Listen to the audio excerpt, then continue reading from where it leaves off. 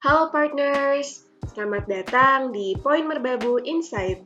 Kali ini kita akan belajar tentang bagaimana sih mencapai kebahagiaan dengan hidup minimalis.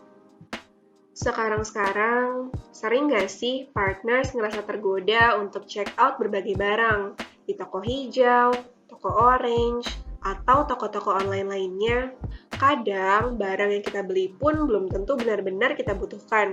Nah, partners, pada video kali ini kita akan belajar untuk hidup bahagia tanpa sering check out nih, dan belajar untuk hidup sederhana. Terdapat beberapa cara untuk hidup dengan sederhana. Pada kali ini, kita akan membahas sedikit mengenai tidying up versi Marie Kondo. Cara ini berbeda dengan konsep hidup minimalis yang sudah biasa kita kenal. Nah, apa sih perbedaan dari kedua hal tersebut? Konsep minimalis itu intinya dia pola pikir filosofisnya adalah hidup dengan sedikit barang gitu. Jadi hidup dengan barang-barang yang emang diperlukan banget istilahnya. Jadi yang esensial aja. Bedanya sama konsep si Marie Kondo ini, aku melihat si Marie Kondo ini tuh lebih ada aspek emosionalnya. Jadi selain si barang ini tuh mungkin bermanfaat atau berguna, tapi si barang ini tuh harus bisa, kalau dia bilangnya sparks joy gitu. Jadi membangkitkan emosi positif, membangkitkan kebahagiaan gitu ketika kita gunakan. Mungkin agak beda kalau misalnya minimalis tuh seringnya kita terkotakan dengan angka kali ya. Jadi kayak punya buku harusnya gak lebih dari 20, kalau lebih dari 20 kebanyakan gitu. Punya jam satu aja, kalau lebih dari satu kebanyakan, itu bukan minimalis gitu.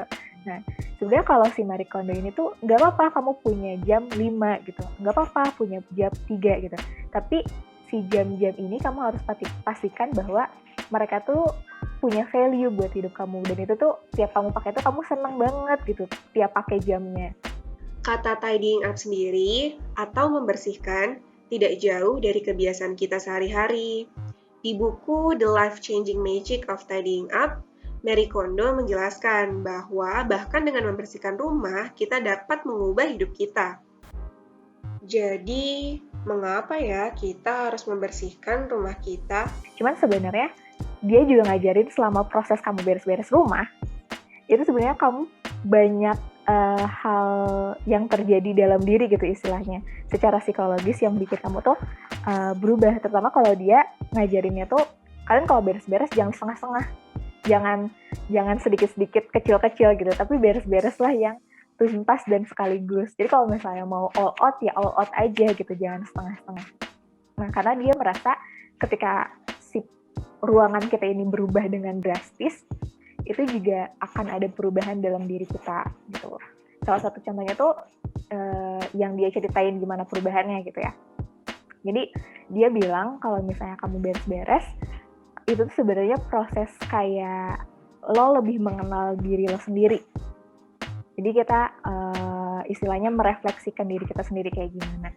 Karena dengan kita kan beres-beresnya tuh caranya lo melihat ya barang apa yang sebenarnya berarti buat diri lo. Barang mana yang sebenarnya bikin lo senang, barang mana yang sebenarnya bikin lo nggak senang. Nah, itu tuh lo lebih mengenal diri kamu tuh lebih senangnya apa, diri kamu tuh lebih nggak senangnya apa. Nah, tapi tidak semua beres-beres atau membersihkan rumah dapat mengubah diri kita. Yuk simak bagaimana teknik beres-beres yang dapat membantu kita mengenali diri kita sendiri. Kak Nistrina akan menjelaskan tips beres-beres yang efektif melalui contoh membereskan buku. Sekaligus aja kita beberes buku. Ya udah bukunya dikumpulin di satu tempat, baru kita beberes si semua buku itu gitu. Jadi kita bisa milih dan memilah lebih, misalnya lebih aware dengan buku kita berapa banyak, kita juga lebih aware dengan buku mana yang sebenarnya kita suka dan buku mana yang sebenarnya kita nggak suka gitu. Karena bisa aja ketika kita punya 20 buku di kamar, misalnya 20 buku di ruangan tengah, terus di kamar kita beberes sisa 10, di ruangan tengah kita beberes sisa 10 gitu. Nah bisa aja kayak gitu. Tapi ketika kita satukan, ternyata lebih banyak buku-buku yang aku gak suka nih, jadi karena pembandingnya itu lebih banyak gitu. Nah itu bisa aja ngaruh. Jadi emang dia disaraninnya kalau misalnya mau beres-beres per kategori, biar pertama nggak kerja 2 kali, dan bikin kita malah jadi capek duluan.